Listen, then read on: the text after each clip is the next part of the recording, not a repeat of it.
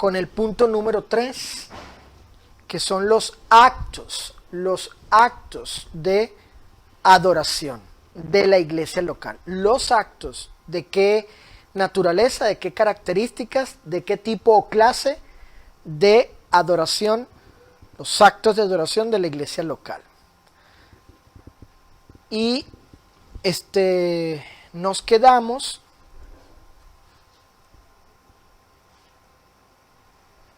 aquí en el inciso B.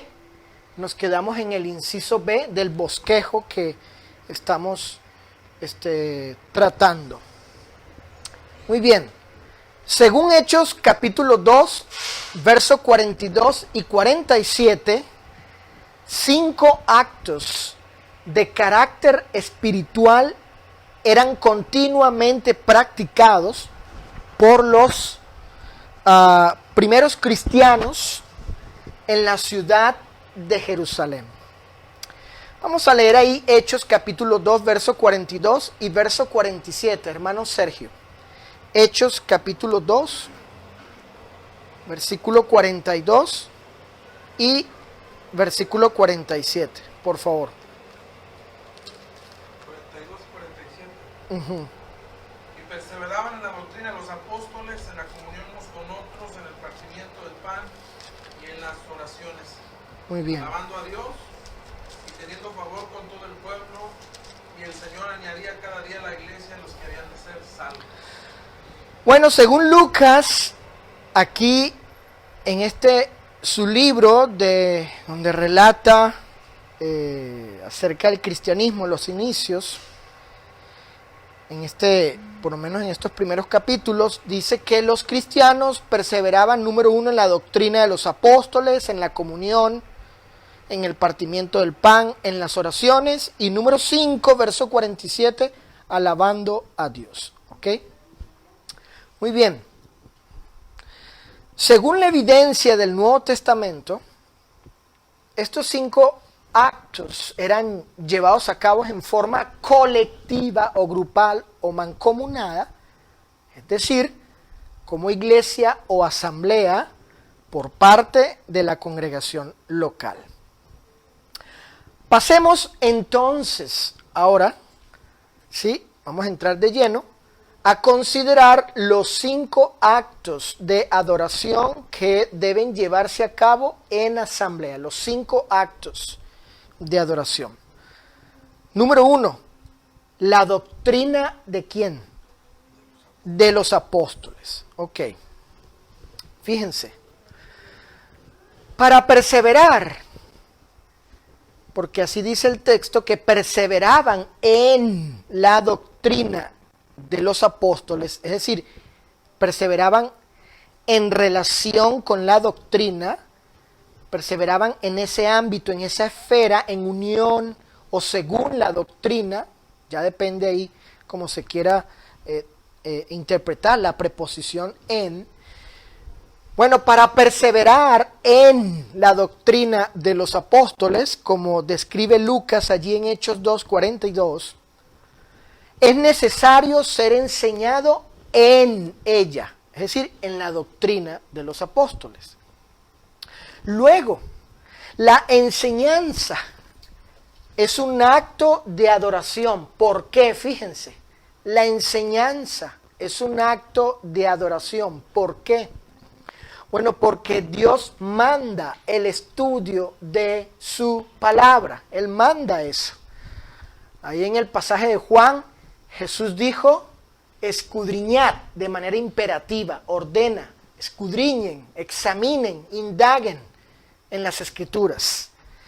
Y en la segunda carta a Timoteo, allí en el capítulo 3, Pablo le recuerda a Timoteo que debe perseverar, debe ser constante, mantenerse firme en lo que aprendió de las Sagradas Escrituras, porque había sido enseñado en ello, y que las Escrituras tenían cierto propósito, etcétera, etcétera. ¿Ok?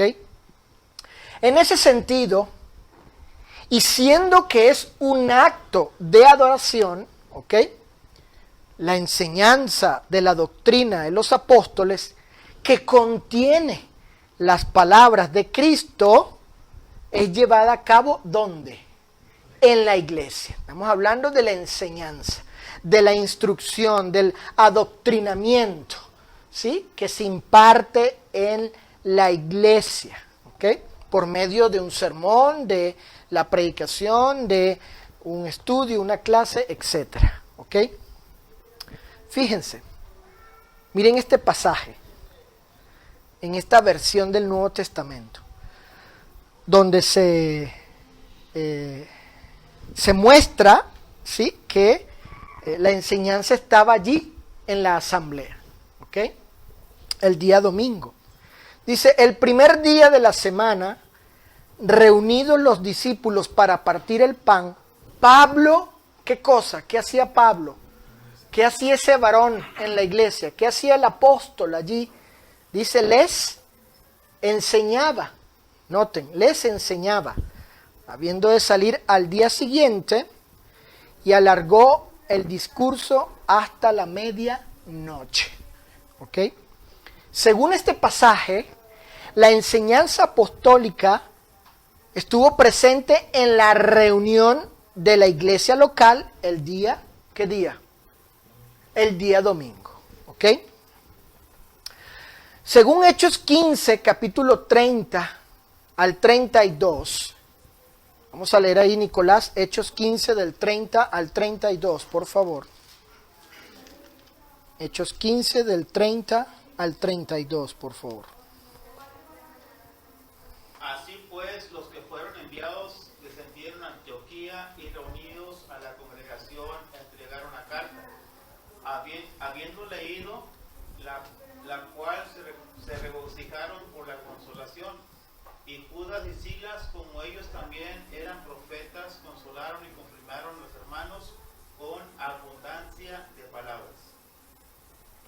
Muy bien, según estos versículos, allí en el libro de Hechos, la iglesia se reunía, ¿para qué cosa?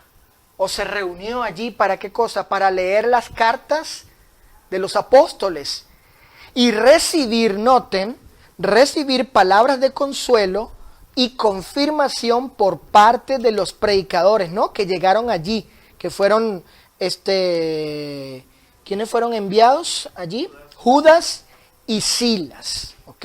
Muy bien. De hecho, esta fue la práctica de las iglesias primitivas en sus reuniones, que fuesen edificadas por medio de la palabra de Dios. O sea, ahí tenemos esos pasajes donde hay evidencia de que las iglesias del Nuevo Testamento tenían esta práctica de ser edificadas por medio de la enseñanza, siendo la enseñanza un acto de adoración, uno de los 5 actos que están contenidos en la asamblea de culto. ¿Ok? Por tanto, y según las escrituras apostólicas, la iglesia local debe tener su asamblea el día domingo. ¿Qué día? El día domingo, ¿sí? La asamblea. ¿Para qué cosa? Para recibir la enseñanza de la palabra de Dios. ¿Cómo? ¿Cómo qué? Como acto o ceremonia de adoración. Muy bien. ¿Algún comentario aquí? ¿Alguna pregunta? O como dicen los gringos, todo está claro. Everything is clear, dicen. A ver, Nicolás. Aquí observo interesante, va, que la reunión en la asamblea no es para entretener, sino que es para enseñar. Vemos que aquí es un lugar de enseñanza, ¿verdad? Y los miembros, se podría decir, son los alumnos. Y por lo tanto, como alumno deben estar poniendo atención a lo que se está enseñando, porque depende ya de ellos la cuestión de, no se puede decir, la redundancia y lo aprendido, ¿verdad? Y cuál es la cuestión aquí, que a veces hay cristianos, ¿verdad?, que tienen mucho tiempo y estuvieron escuchando, pero jamás pues lo entendieron. ¿Por qué? Pues bueno, pues una de ellas quizás no pusieron apuntes, o otra de ellas no les interesó, o no pusieron atención. Sí, entonces, la asamblea en este punto, en este aspecto, en cuanto a la enseñanza como acto de adoración, tiene su propósito, además de adorar a Dios, con respecto a la hermandad, para que se edifiquen, ¿verdad? Y los oyentes, pues los hermanos, los miembros de la iglesia deben prestar atención, porque el estudio de la palabra de Dios, la meditación en ella, pensar en ella, el reflexionar, el concientizarse, el educarse en ella, es acto de adoración, ¿ok? Muy bien, ¿ibas a decir algo, Sergio? Respecto, nada más para que se pudiera mencionar un poquito acerca de la palabra ceremonia, porque algunos han entendido mal ese concepto, ¿verdad? Por lo que habías puesto aquí como acto o ceremonia de adoración. A veces ellos piensan, ¿verdad?, que la ceremonia es una cosa diferente al significado. Entonces, yo creo que nada más aclararle, pues, especialmente a los que nos oyen por Facebook, ¿verdad?, que en sí, cuál es el significado nada más de la palabra ceremonia. Sí, una ceremonia es un acto, por eso dice ahí acto o sea, equivale a lo mismo, ¿verdad? Es algo que se lleva a cabo, que se realiza. Solo que se emplea el término ceremonia porque tiene connotaciones religiosas, ¿sí? Espirituales, cúlticas, litúrgicas. Y sobre ¿Okay? todo que son públicas. Además, son actos públicos, ¿verdad? De esa naturaleza. Por eso es correcto decir que el día domingo se celebran o se llevan a cabo 5 ceremonias de adoración o 5 actos de adoración. Claro que la hermandad está acostumbrada a decir actos, ¿verdad? Y de repente la palabra ceremonia la asocian con el catolicismo, con cuestiones paganas, ¿verdad? O con el sectarismo y las denominaciones, pero no ceremonia. Yo de hecho creo que sería la palabra más adecuada, porque el término indica que son actos, como bien dijo Sergio, públicos, pero religiosos. Son actos espirituales que conllevan, al llevarse a cabo, solemnidad, respeto, reverencia, porque son ofrecidos, en este caso, por la iglesia a la divinidad, a la deidad. ¿Sí? Muy bien. Hechos 2:42 dice, además de que los cristianos, ¿sí?, y las iglesias, según el Nuevo Testamento, perseveraban en la doctrina de los apóstoles por medio de la enseñanza, dice allí también que perseveraban en la comunión unos con otros, ¿sí? En la comunión. Fíjense, este punto es importante mencionarlo aquí en este segundo acto o ceremonia de culto o adoración. Esa palabra, como ven allí en la nota de pie de página, es la palabra griega koinonía. Koinonía, es decir, comunión. Y lo que aprendemos aquí con respecto a este punto es que se tiene comunión, ¿sí?, por lo que significa la palabra, ¿con quiénes? Noten allí la versión de ustedes, dice unos con otros. ¿Quiénes son esos unos y quiénes son esos otros? Los cristianos, ¿verdad? El verso 41 habla que se refiere a los bautizados, ¿ok? Entonces lo que tratemos de este punto tiene que ver con comunión, con koinonía, ¿ok? Eso es importante para que entendamos que este asunto, a la hora de ponerse en la obra en que se describe en el Nuevo Testamento, la comunión aquí tiene que ver entre unos con otros, entre hermanos, unos y otros, ¿ok? Porque no se tiene comunión con los incrédulos, con los sectarios, ¿sí?, ni con el excomulgado de la iglesia, sino con fieles, con santos, con hermanos. ¿Estamos de acuerdo? Y ¿con quién? Con Cristo, con Dios. Tiene que ver con eso.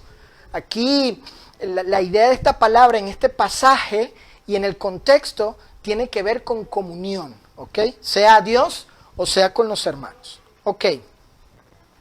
Comunión, es decir, y según el significado, Y aplicación de esta palabra koinonía en este contexto significa contribución. Fíjense, qué interesante. Contribución. Luego, y en el pasaje de Primera a los Corintios, capítulo 16, verso 1 y 2, observamos que el día escogido y aprobado por los apóstoles para llevar a cabo la práctica de recoger las contribuciones fue ¿cuándo?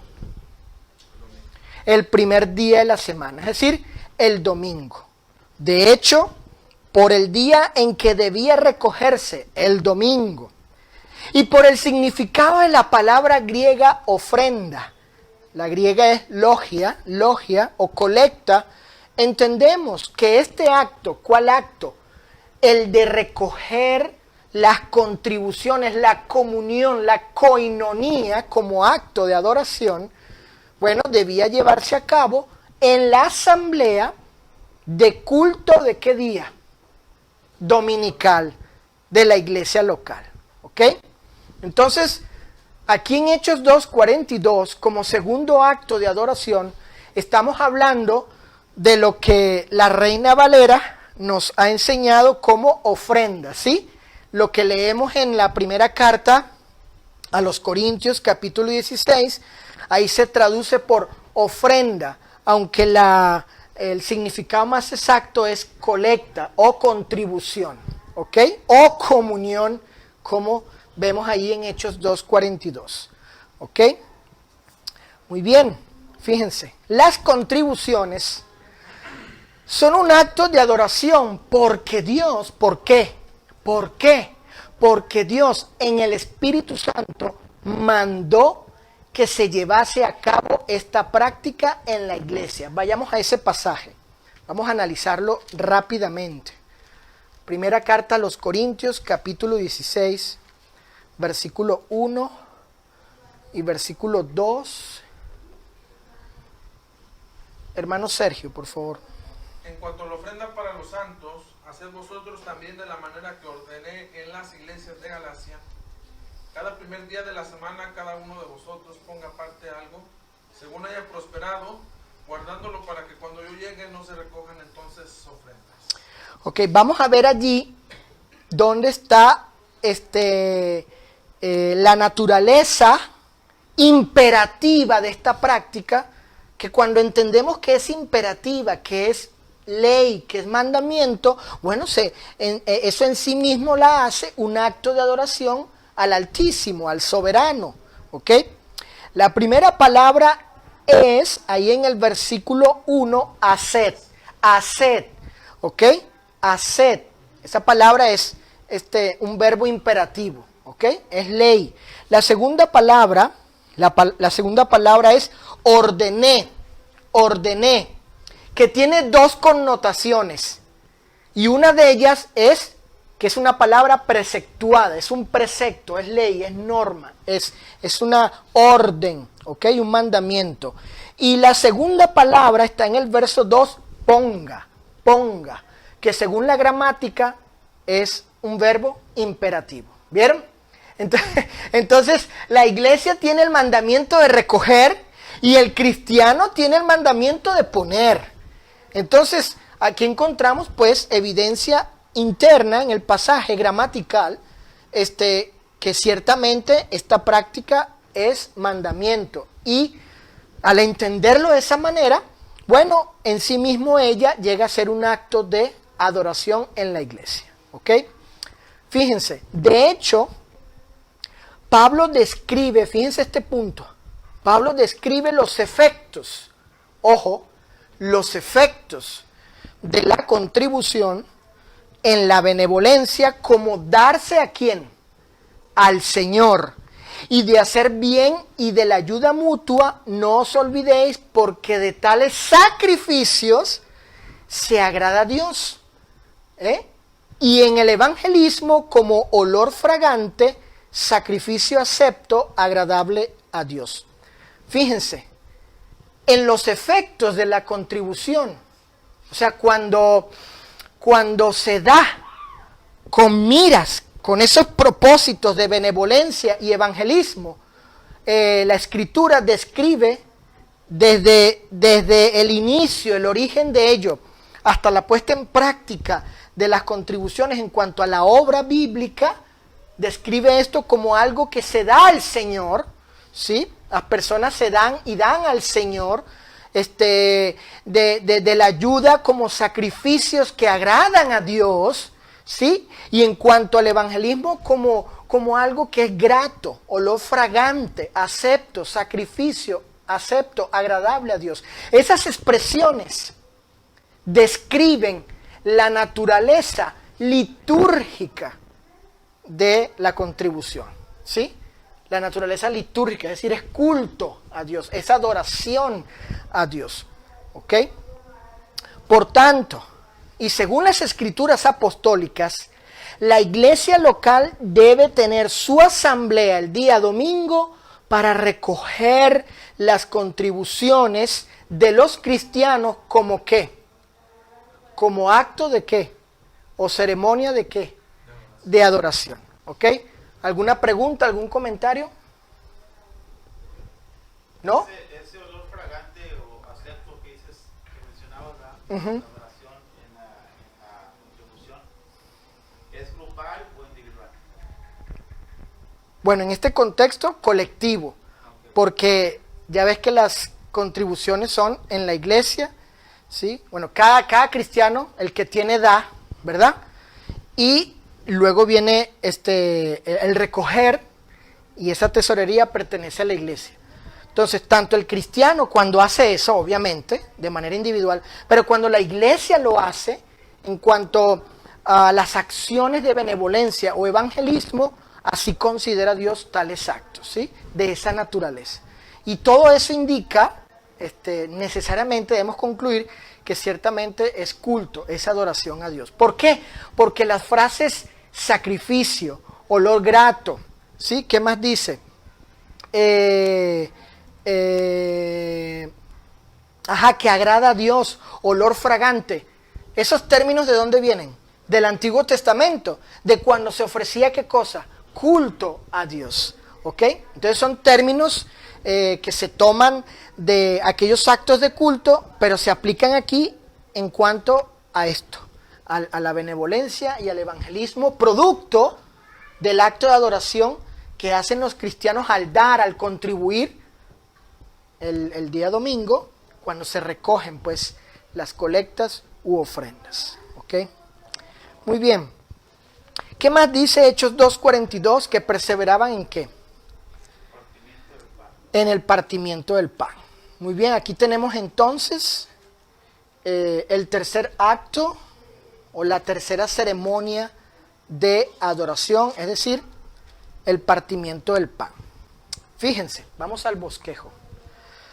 El partimiento del pan es frase que representa la cena del Señor en ciertos contextos del Nuevo Testamento. Porque esa frase, partir el pan, se encuentra también en otros contextos, pero que no se refiere a la cena del Señor. Pero aquí sí, y como en Hechos 27. ¿Ok? Esta ceremonia, ¿qué ceremonia? La de partir el pan, el participar de la cena del Señor, comer el pan, beber el fruto de la vid o de uva, es un acto de adoración porque por la autoridad de Cristo fue instituida y mandada ¿por quién?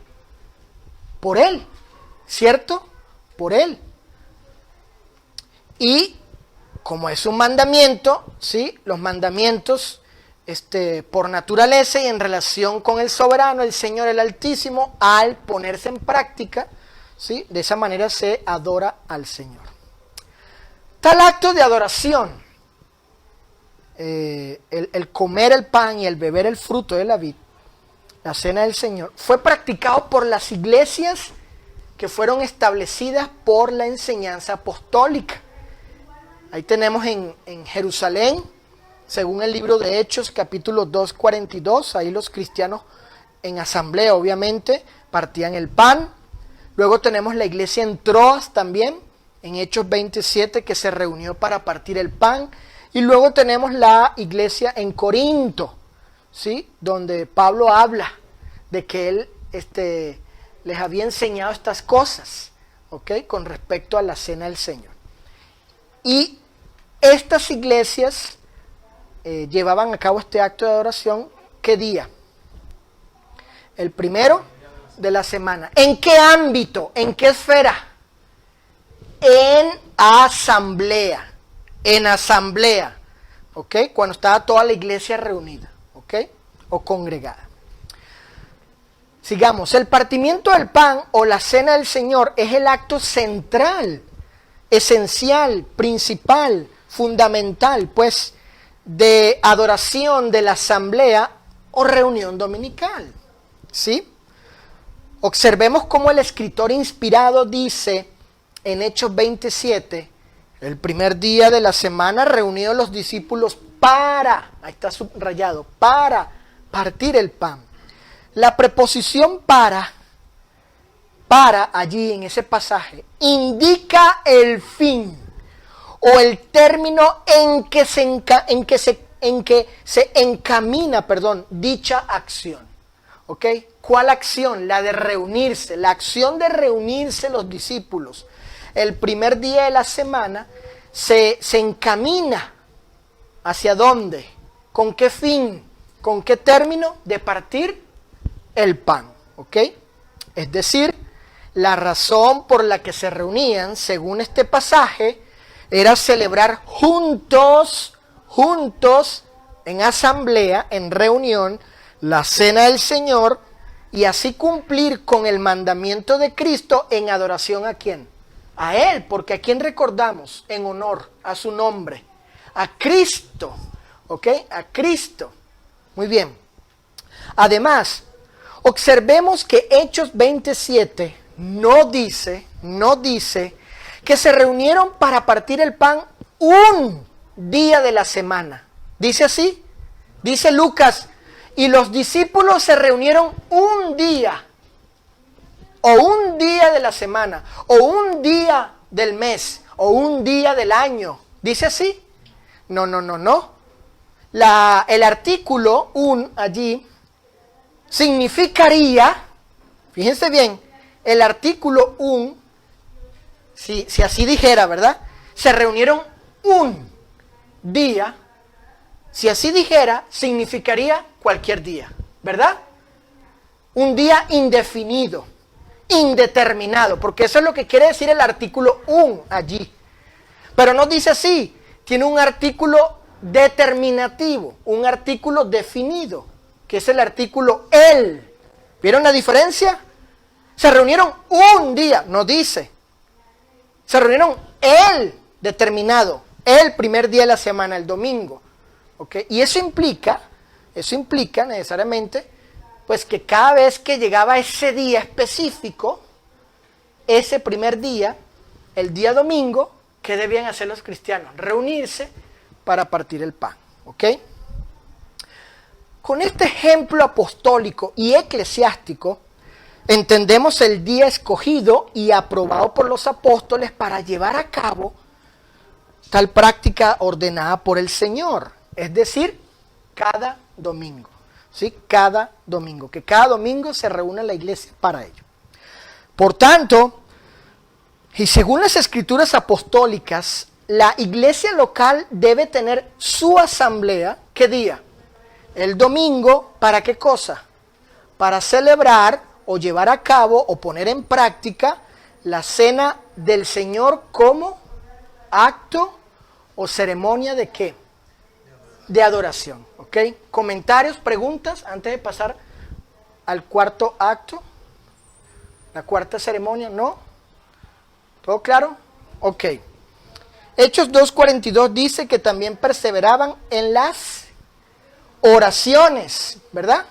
En las oraciones. Muy bien, cuarto acto de adoración. Las oraciones doxológicas. ¿Qué significa esto? Esto es muy importante. Sergio, Nicolás, varones, Elí, todos. Fíjense. Yo entiendo, y creo que hay suficiente evidencia de ello, de que hay que distinguir que no toda oración es de la misma clase. Una cosa es acción de gracias, otra cosa son rogativas, súplicas, otras son peticiones y otras son las oraciones doxológicas, que creo son las que deben llevarse a cabo en la reunión de culto. ¿Qué son las oraciones doxológicas? Ahí tenemos el significado. Es alabanza a la divinidad, especialmente a la Trinidad en la Biblia. ¿Ok? Es decir, el doxo, la alabanza, la doxología, alabanza, glorificación, exaltación, magnificencia. ¿Ok? Es decir, es el tipo de oración que alaba al Altísimo, que glorifica, que magnifica, que exalta. Es muy distinto decir, Padre eterno, en el nombre de Jesús te pedimos, oración de petición. Padre eterno, en el nombre de Jesús te rogamos, súplica, deprecación. ¿Sí? Padre eterno, en el nombre de Jesús te damos gracias, acción de gracias, Eucaristía, según la palabra griega. Pero otra cosa es la oración doxológica. Es aquella que dice, por ejemplo, a ti sea el poder y la gloria y la honra por siempre. Tú, eterno creador, omnipotente Dios, Señor de los cielos, altísimo, a ti sea la alabanza, el honor, el imperio por la eternidad. Tú que eres Dios único y excelto, Rey de reyes y Señor. ¿Vieron que es diferente o no es diferente? Ándale, exactamente. Entonces, las oraciones que se ofrecen el día domingo, entiendo, en el culto, deben ser doxológicas. Aparte, pueden haber oraciones de petición, de acción de gracias, de precación, ¿sí? De rogativas, súplicas, etc. No digo que no, pero también se debe incluir y hacer énfasis en que las oraciones del día de culto deben ser de esta naturaleza. Que la asamblea oiga que hemos venido a exaltar al Señor, a alabarlo, a honrarlo, glorificarlo, a adorarlo, porque Él es digno de ello. ¿Sí o no? Entonces, los que oran deben orar de esa forma, porque es alabanza, no solamente pedir, rogar ni dar gracias. Si ustedes leen el libro de Salmos, Apocalipsis, el Primera de Timoteo, Efesios también, encontramos doxología allí. Bueno, hay varios salmos que también lo mencionan. Ándale, exacto, en el libro de los Salmos. Uno de ellos es el Salmo 48, donde dice, grande es Jehová y digno de ser en gran manera alabado en la ciudad de nuestro Dios. Ahí está. En su monte santo. Ok, si tú te paras el domingo, vamos a orar y lees eso en oración, estás llevando a cabo una oración de alabanza, una oración doxológica. ¿Ok? Y la iglesia es edificada en eso, escuchando que hemos venido a adorar al grande, eterno, todopoderoso, al altísimo y Señor, Rey de reyes y Señor de señores. Y así la iglesia oye, se edifica y entiende que está reunida para ello. ¿Ok? Muy bien. Sigamos entonces en este cuarto acto. Las oraciones doxológicas son, así como las oraciones en general, un acto de adoración que el Señor mismo ha mandado. De hecho, el apóstol Pablo también las ordenó. ¿Ok? Las oraciones como acto de adoración fueron practicadas en las asambleas de culto dominical por las iglesias del Nuevo Testamento. Vayamos a Hechos capítulo 4, verso 31. Hechos 4, 31. Nicolás, por favor. Hechos capítulo 4, versículo 31. Cuando hubieron orado, el lugar en que estaban congregados tembló, y todos fueron llenos del Espíritu Santo y alababan con denuedo la palabra de Dios. Ahora, fíjense cómo comenzó esta oración de característica doxológica. Dice el versículo 24, y ellos, habiéndolo oído, alzaron unánimes la voz a Dios, obviamente en oración, y dijeron, soberano Señor, tú eres el Dios que hiciste el cielo y la tierra, el mar, y todo lo que en ellos hay. ¿Están pidiendo algo? ¿Están rogando por algo? ¿Están dando gracias por algo? ¿Qué están haciendo en esa oración? Ándale, exaltando, reconociendo las cualidades, las virtudes, los atributos divinos del Altísimo, del Señor. Es una oración doxológica. Y así fue, así se practicó en el primer siglo y en reunión también, como estamos viendo aquí. ¿Ok? Sigamos. En la asamblea de culto dominical, fíjense, las oraciones de acción de gracias están presentes en la cena del Señor. Esto es muy importante. Vayamos a ese pasaje, Sergio. Primera a los Corintios 11:24. ¿De qué tipo, de qué clase eran las oraciones en la cena del Señor? Eso estoy yo cansado de decirlo en muchos lugares, para no decir dónde, ¿verdad? Y no entiendo por qué los varones que oran no terminan de entender que cuando oran por el pan es para dar gracias. No es para pedir por la abuela, la tía y por el mundo y que te dan gracias porque estamos aquí juntos. Todo. No es el punto allí. La oración en la cena del Señor es para dar gracias por el pan y por el jugo de uva en cuanto a lo que representan. Ahí lo dice la Escritura, esa es Eucaristía. Es decir, la palabra Eucaristía significa acción de gracias. Como dice el pasaje en 1 Corintios 11:24. Y habiendo dado gracias, lo partió y dijo: tomad, comed, esto es mi cuerpo, que por vosotros es partido, haced esto en memoria de mí. ¿Qué hizo Cristo, Sergio, cuando tomó el pan? ¿Qué dio? Gracias. ¿Pidió por algo? No. ¿Suplicó, deprecó por algo? No rogó, no dio gracias. Es lo mismo. Padre eterno, en el nombre de tu Hijo te damos gracias por este pan, en este día en que te adoramos, para recordar que tu Hijo, a través de este pan, representa el cuerpo que fue entregado en la cruz, etcétera, etcétera. Gracias, Señor, gracias por lo que hiciste en favor de nosotros. Gracias por tu gran amor. Gracias por tu bondad y misericordia. Gracias por este pan. ¿Ok? Igual con el jugo de uva. Muy bien. Seguimos aquí en el bosquejo. Así como también pueden estar presentes las oraciones de acción de gracias por la recolección de las contribuciones, como en cualquier momento durante el tiempo de la asamblea. Es decir, que la acción de gracia puede estar presente allí. Por tanto, y según las escrituras apostólicas, la iglesia local, en su asamblea dominical, lleva a cabo oraciones como ¿qué? Como acto o ceremonia ¿de qué? De adoración. Muy bien. Ahora vayamos otra vez a Hechos 2:42 y pasemos aquí al último y quinto acto de adoración en este estudio. Hechos 2:42. Digo, 47, perdón. Gracias, Nicolás. Ya vimos los primeros 4 en el 42, ¿verdad?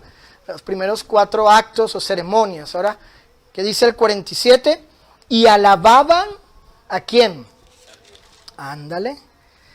Alabando a Dios. ¿Sí? Aquí en esta una de las versiones que tengo dice, alababan a Dios. En otra dice, alabando a Dios. Y igual en esta otra que tengo aquí. Muy bien, fíjense. La alabanza como acto de adoración fue mandada por el Espíritu Santo en la persona de los apóstoles. Romanos 15:11, ¿cómo dice? ¿Quién gusta leerlo? Romanos 15:11. Otra vez, alabad al Señor todos los gentiles y magnificadle todos los pueblos. Alabadle. Es una oración imperativa. Alábenle. ¿Quiénes? Los no judíos, nosotros y todos los pueblos. ¿Sí? Se nos manda, se nos ordena darle ese tributo, ese honor, esa honra al Señor por lo que Él es y por lo que representa para nosotros. ¿Ok? La alabanza musical, a través del canto, fíjense, la alabanza musical, porque no toda alabanza es musical, ojo, no toda alabanza es musical, pero sí hay alabanza musical, ¿ok? Pero la alabanza musical, la que estamos viendo aquí, a través del canto, es decir, en la forma que se lleva a cabo esta alabanza, es un acto ¿de qué? De adoración colectiva, que fue practicada por las iglesias del Nuevo Testamento. Primera carta a los Corintios 14:15. Vamos a leer, Sergio, por favor. Primera carta a los Corintios 14:15.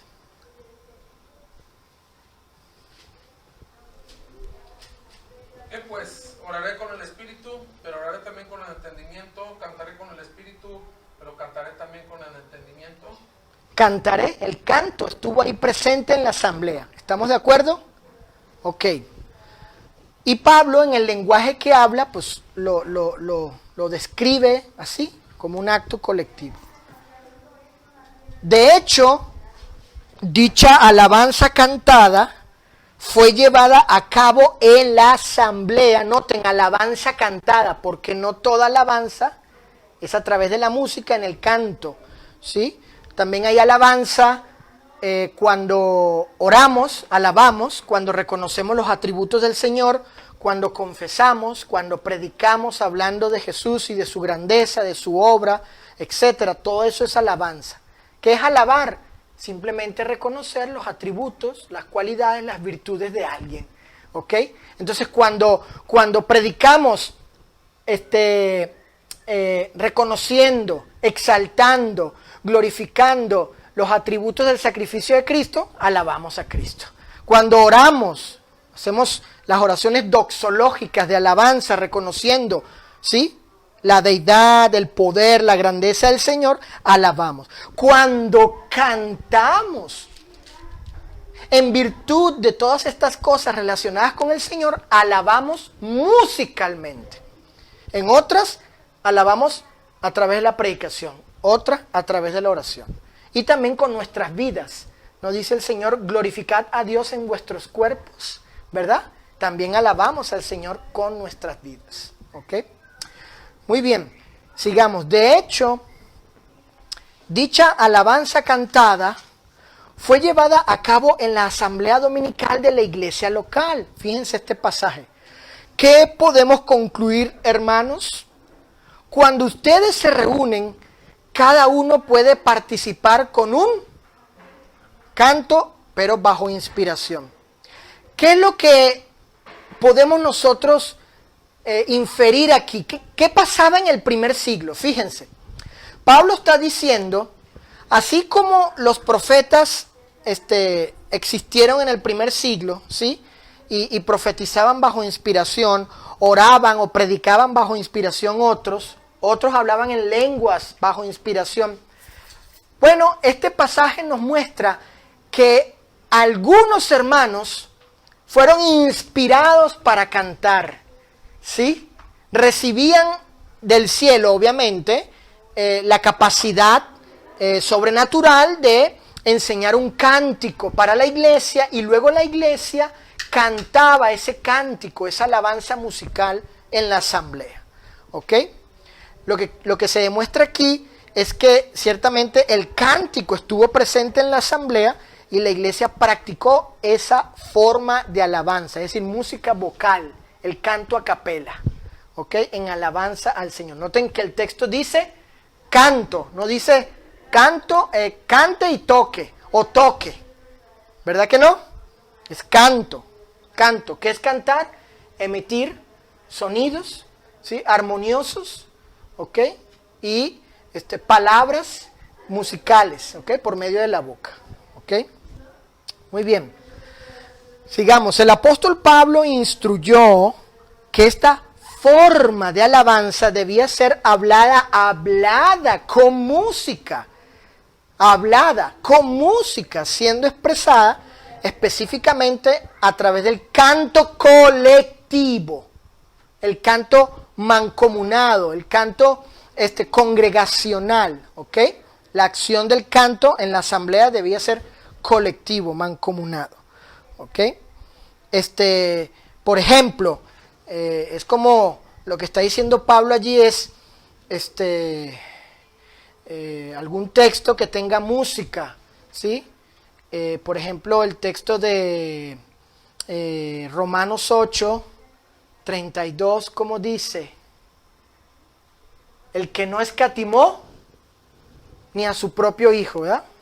Bueno, el punto de Pablo aquí es, están hablando del Hijo de Jesús, pero ahora vamos a ponerle música.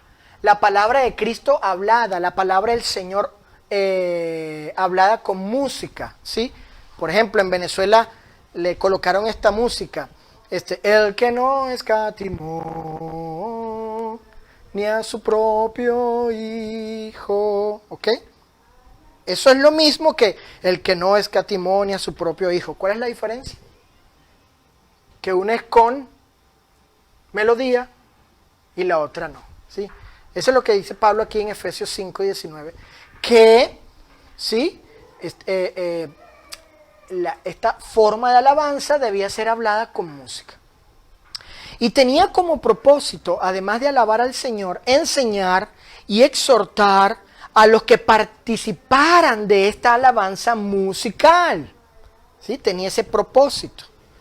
Bien, según el escritor a los Hebreos, la alabanza a Dios debía ser expresada como bien lo ha declarado. ¿Cómo? Así que ofrezcamos siempre a Dios por medio del sacrificio de, es decir, fruto de labios que confiesen. Entonces, confesar el nombre de Cristo es una forma de alabanza. ¿Ok? Es lo que está diciendo el texto. Pero lo que hacemos es que confesamos el nombre de Cristo con música. Esa es la diferencia en la alabanza musical a través del canto. En ese sentido, y cuando cantamos alabanzas al Señor, lo hacemos también como una forma de frutos de labios que confiesan su nombre. En otras palabras, cantar es una forma de que nuestros labios rindan alabanza a Dios.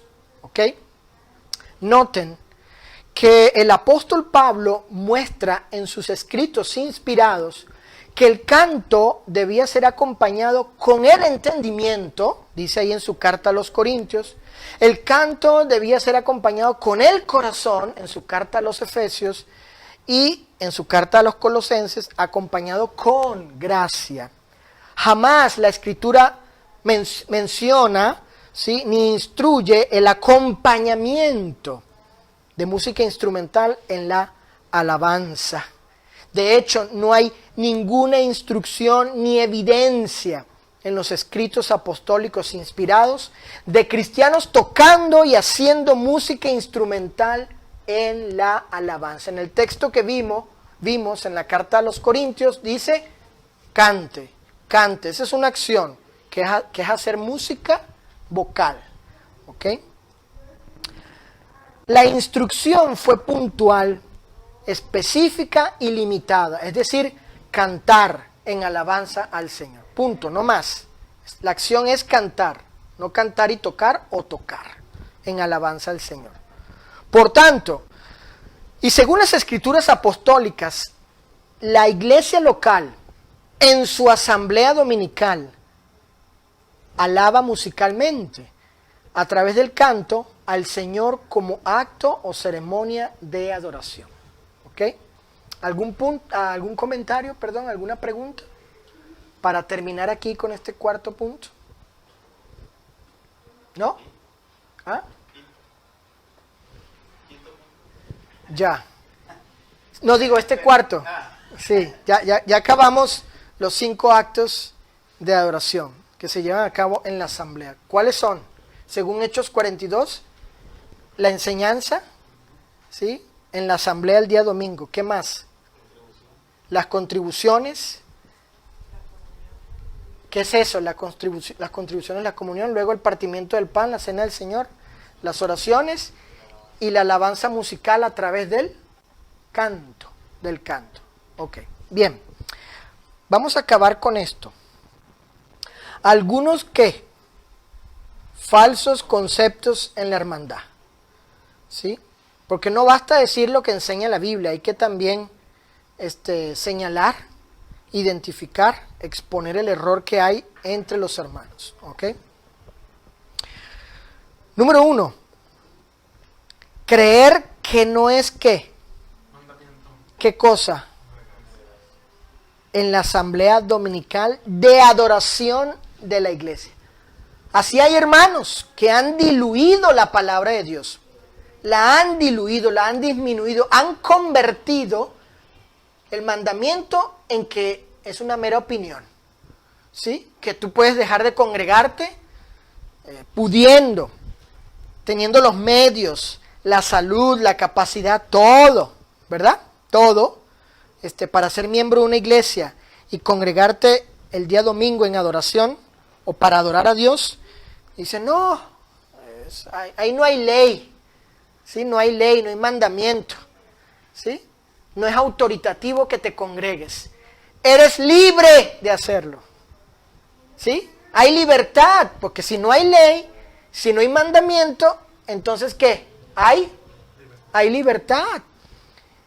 Y algunos hermanos pues dejan de reunirse porque se van de vacaciones y donde van no hay iglesia o no buscan, ¿sí? Si tienen una actividad social, ¿sí? Pues faltan, inclusive si es laboral, ¿sí? También una actividad recreacional o como una hermana que llegó allá donde yo me reúno diciendo que pues que ella estaba en vacaciones, ¿verdad? Y ella pues por estar de vacaciones no se congregaba los días de vacaciones, ¿verdad?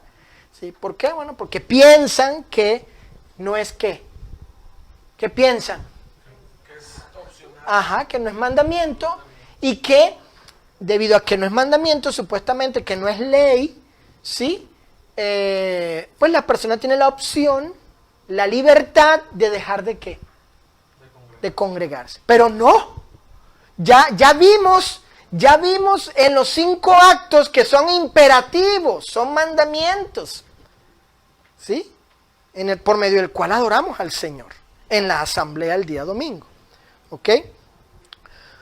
Número 2, ¿qué más? ¿Qué más creen algunos? Bueno, fíjense, creen que la asamblea dominical no es de culto o donde no se lleva a cabo servicio de oración. Bueno, si no es, entonces, ¿qué es?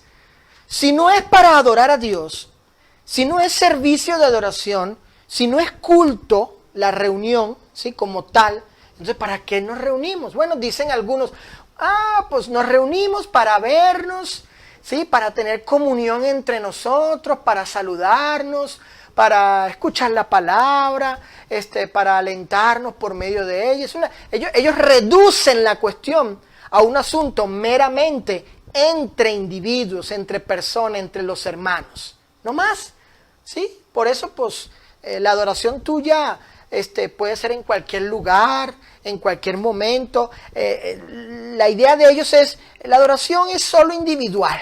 Es una cuestión individual, no más. Solamente, lo es, según Romanos 12:1, lo es, pero no solamente es individual. Una cosa es el culto personal, Romanos 12:1, y otra cosa es el culto ¿en dónde? En la iglesia, en la asamblea, el día domingo, para celebrar los actos o las ceremonias de adoración. Entonces, estos hermanos quieren reducir, limitar al culto a lo personal, Romanos 12:1, no más, y que la reunión pues no es de culto, no es servicio de adoración, y que pues no te preocupes, pues ahí no tienes por qué pensar que estás adorando a Dios. Sí, de hecho, esa manera de pensar ha llevado a algunos a convertir a la reunión en un momento más social que ceremonial, ¿sí? Que de culto, donde debe haber respeto, reverencia, orden. De hecho hay hermanos que piensan, no, pues llegas a la reunión y si traes, come ahí en la reunión, y algunos van en sus casas y algunos hacen estas reuniones con comida, o sea, están reunidos, ¿sí? Y en vez de tener bancas, pues tienen sillas con mesas, y tienen mesas porque están comiendo allí mientras oyen el canto, mientras oran. Y luego la cena del Señor, ¿qué es? Es un banquete. La cena del Señor lo hacen un banquete, ¿Sí? Están ahí comiendo y estamos así, gracias Señor, y te recuerdo que tú moriste, y un pedazo de carne, y tamal, y coca, ¿sí? Y todo es ahí aplaudiendo y moviéndose, y todo muy, muy pentecostés, ¿verdad? ¿Por qué? Porque pues no es culto, ahí no se necesita ningún tipo de reverencia o respeto ceremonial, porque no es así. Pero eso es lo que dice la Biblia no enseña. Todo lo contrario, en la carta a los Corintios, cuando quisieron corromper, adulterar, distorsionar la asamblea de culto, la asamblea litúrgica, pues Pablo tuvo que meter orden allí al respecto. ¿Sí? Entonces, bueno, hay quienes creen pues que la asamblea dominical no es de culto. No, ahí no se lleva ningún servicio o acto de adoración, ¿sí? Es otra cosa, es una cuestión no de esa naturaleza, es una cuestión más humana, entre nosotros aquí y hasta con connotaciones sociales ahí, ¿verdad? Muy bien. Número 3, ¿qué creen algunos? ¿Qué más? Bueno, ellos creen que no hay liturgia eclesiástica de adoración, es decir, actos o ceremonias específicas de adoración y que estos actos no constituyen la adoración colectiva de la iglesia local en domingo. Es decir, no, la asamblea no se constituye por 5 actos, puede ser solamente 1, o 2, o 3, 5 no necesariamente, eso no. Pero no, ¿qué hemos visto aquí? Que la asamblea, ¿sí? Se constituye el domingo para adorar, ¿sí? Se llevan a cabo de manera colectiva y ella está compuesta por ¿cuántos actos o ceremonias? ¿Cuántos? 5.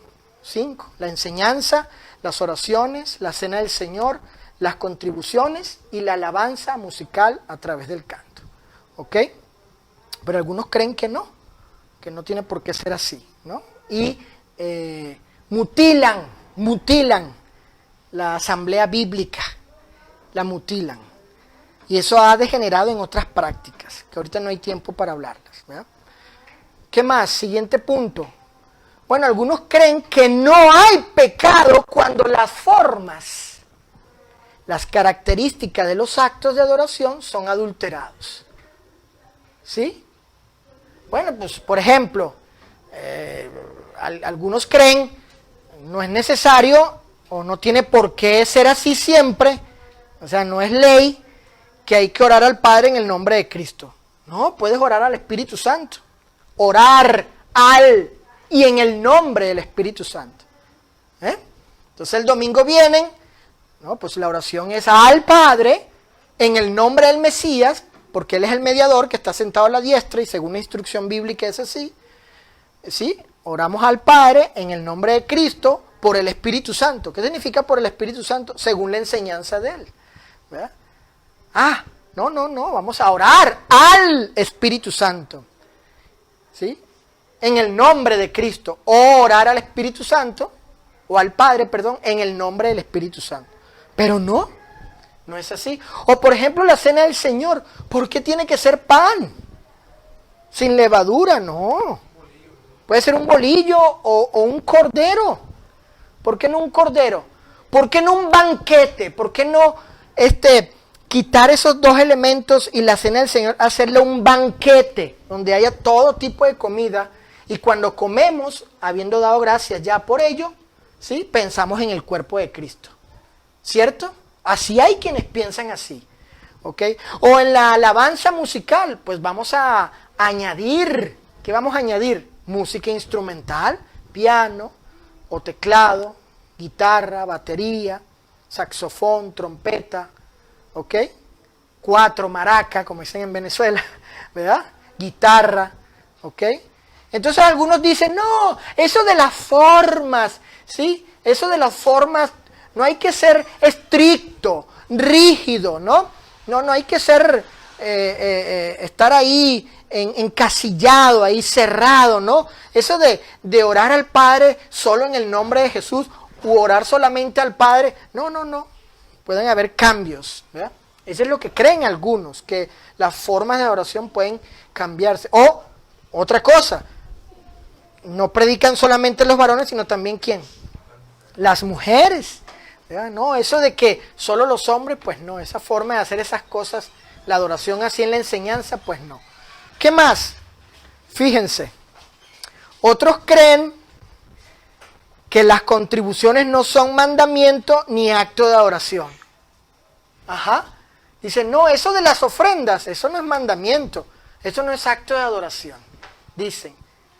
No, ellos reducen la práctica a un asunto donde pues el cristiano tiene libertad si da o no da, si la iglesia recoge o no recoge el domingo. ¿Sí? Porque eso ni fue mandado para estos tiempos, no es un mandamiento que se ha preceptuado en el tiempo, no, y ahí no se adora a Dios con eso. No, nada que ver. Y lo restan, lo quitan. ¿Ok? ¿Qué creen otros? Creen que la cena del Señor puede ser tomada ¿cuándo? Sábado, como ya hay iglesias de Cristo que practican así. Una de las iglesias de Cristo más grandes que hay en Estados Unidos toma la cena del Señor el sábado, ¿sí? Y adora con música instrumental en esa misma reunión en sábado. ¿Ok? O que puede ser llevada la cena del Señor ¿a quiénes? A los enfermos. No vino fulano, porque es que tiene dengue. Está en su casa. Bueno, vamos a comisionar aquí a 2, 3 para que le lleven la cena. No. Ya vimos que ese acto de adoración es en asamblea.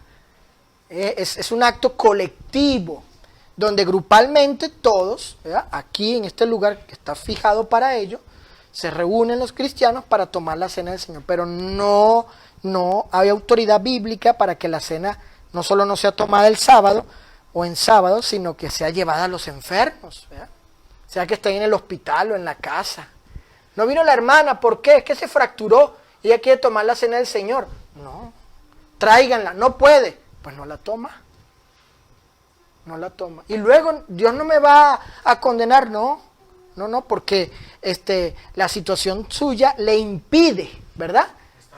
Ándale, estar en la asamblea, cumplir el mandamiento de congregarse, de reunirse. Tiene un impedimento ajeno a su voluntad y esa persona, como yo he dicho, ese hermano, esa hermana, queda bajo la misericordia y gracia de Dios. Y ya.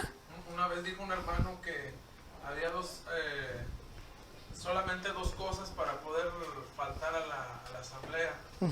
Decía que estés imposibilitado, sea enfermo o te hayas muerto. O preso.